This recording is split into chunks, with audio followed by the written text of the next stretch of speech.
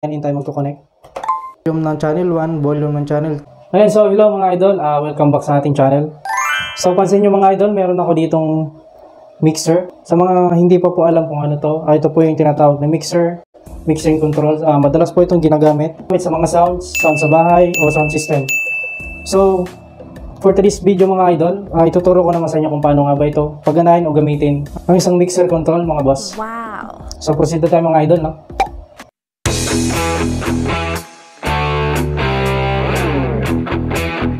So ito pala yung mixer natin gagamitin mga boss, no? So ito rin yung gamit ko sa bahay. Ito yung gamit namin sa sounds namin sa bahay. So ang model nito is Trident MB880p. So 8 channel to mga boss, no?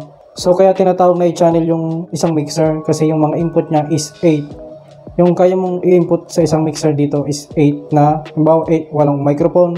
Kung napapansin nyo, ito yung mic 1, mic 2, mic 3, mic 4, mic 5, mic 6, mic 7, mic 8. So papaliwanag ko rin sa inyo yung mga idol mamaya, no? So ito yung tinatawag mga idol na mixer analog.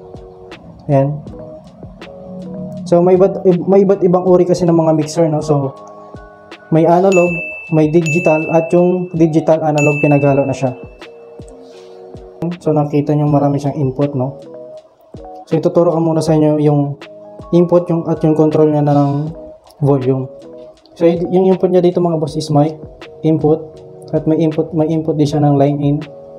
So mga idol, magkaiba to, no?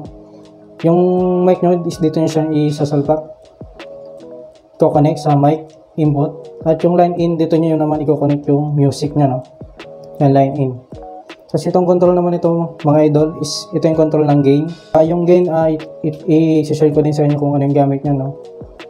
Yung low cut at yung control ng high, mid, low auxiliary mga boss.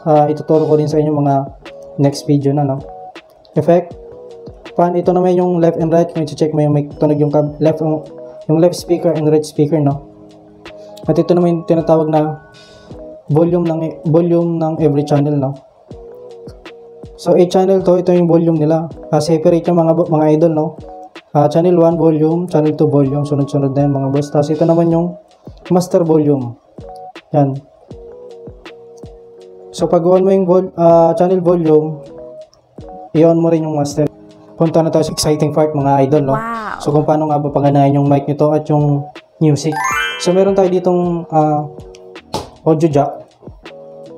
So ilaline in natin mga idol, no? Sa line in tayo magko-connect. Ayan. At gagamitin ng audio sa cellphone. So yung volume natin mga idol, no? Channel 1 yung gamit natin. So channel 1 volume din yung aangat natin. Master volume.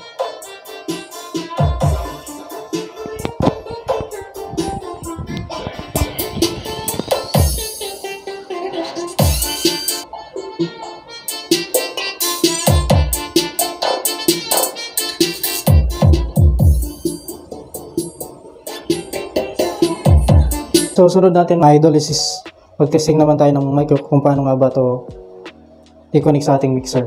So mga boss, ang recommended talaga ng i-connect yung mic dito sa mic input nya, no? So wala kasi tayong XLR connector yung para dito, yung may 3 pin. So ang meron tayo is PL jack lang, no? So pwede naman dito mag-connect ng mic sa line in. Yun nga lang, mas mahina yung buga nya. Mas maganda talaga dito kung mag-connect ng mic sa mismong mic input, no? So kaya wala tayong magawa dito, muna tayo mag-connect sa line in.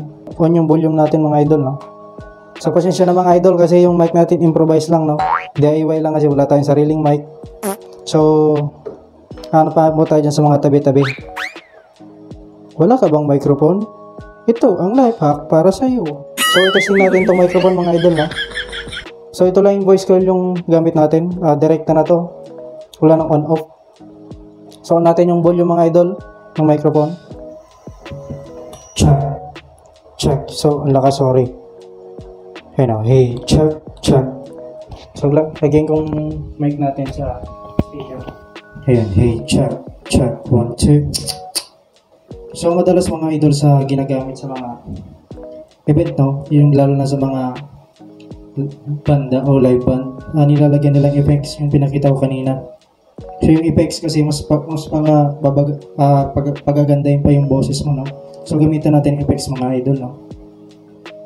Check, check, check, check, hey, hey, check, check, hey, hey, check, check.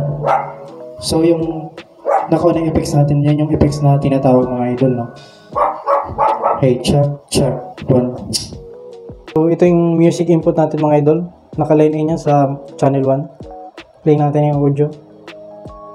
Then volume, on yung channel 1 na volume. So yung gamit natin mga speaker mga idol is improvise ko lang, ginawa ko.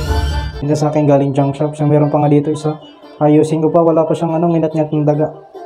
So marami tayo dito nga ayusin mga idol, no?